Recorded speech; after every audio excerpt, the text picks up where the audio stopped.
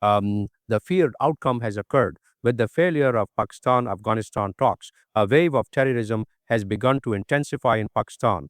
The terrorist attack on Wana Cadet College has been foiled, while the terrorists of the India-backed group Fitna al-Khawarij had planned an extremely dangerous attack, similar to the APS Peshawar tragedy, which the security forces thwarted with skill and excellent strategy, rescuing all students and teachers safely.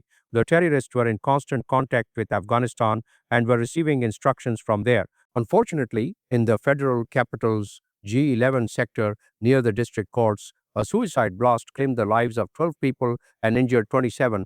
According to Interior Minister's statement, the suicide attacker was trying to enter the court premises. He stood there for 10 to 15 minutes, planning to go inside. When a police vehicle arrived, the attacker carried out the blast. The first priority will be to identify the suicide bomber, and those involved in the court attack will also be exposed. The nation has not forgotten the 2014 Army Public School tragedy, and it seems that the terrorists had planned to massacre the students and teachers of Wana Cadet College with the same brutality. 2 terrorists were killed first, and later 3 more were sent to hell. India has launched a proxy war against Pakistan, and using the weapon of fifth-generation warfare continues to promote terrorism.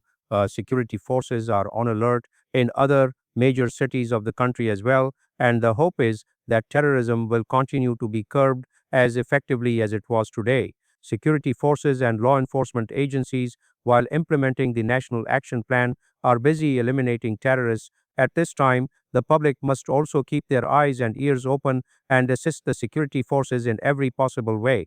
This week, Türkiye's foreign minister, defense minister, and intelligence chief will also visit Pakistan, and discussions are expected with them regarding measures to overcome the challenge of terrorism. On one hand, Afghanistan's interim Taliban government has damaged its relations with Pakistan, while on the other hand, India has completely tightened its grip on it. And now the Taliban's inclination seems to be toward India, which is promoting terrorism in Pakistan using Afghanistan's shoulder. In the past, just as India established hundreds of info labs to spread toxic propaganda against Pakistan and China, now the Modi government of India is targeting Pakistan by exploiting the Afghan people and poisoning public minds, a dangerous trend. Pakistan must adopt a competitive policy to counter this propaganda, and it is already implementing such a policy, but more concrete steps are needed. If this propaganda intensifies, Pakistan will be compelled to target terrorist hideouts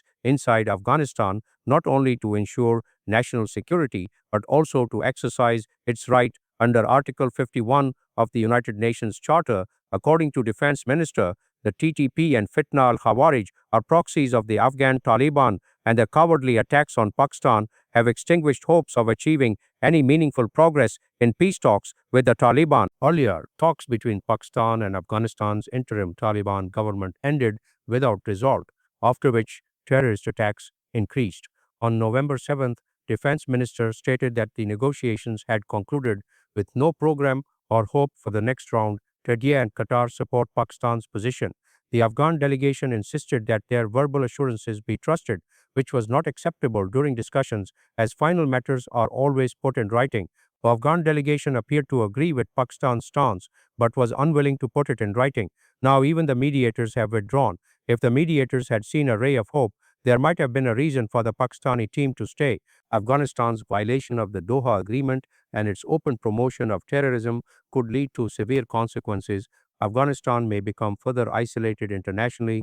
Funds from the United Nations and other agencies may decrease, and under Chapter 7 of the UN Charter, multilateral action could be taken against Afghanistan. This would not be good for Pakistan, as the common people of Afghanistan are our brothers. However, the Afghan administration has decided not to act against terrorist groups. It is better that the Afghan Taliban recognize the ground realities, completely withdraw their support from all terrorist groups, and seriously consider Pakistan's position as well as the evidence and proofs Pakistan has presented for regional peace and stability. If the Afghan leadership continues to turn a blind eye to reality, the consequences could prove harmful not only for Afghanistan but for the entire region. In such a situation, countries like India could exploit it to pursue their political and strategic objectives through every possible conspiracy and tactic. Pakistan security forces have in the past made unparalleled sacrifices to eliminate terrorism, extremism, and organized crime. They have fulfilled their duty to protect the nation in every difficult phase and are ready to face every challenge in the future for the peace, stability, and progress of the country. The time has come for Afghanistan to learn from past mistakes and adopt the path of lasting peace and cooperation in the region so that this region can enter a new era of development, stability, and mutual respect.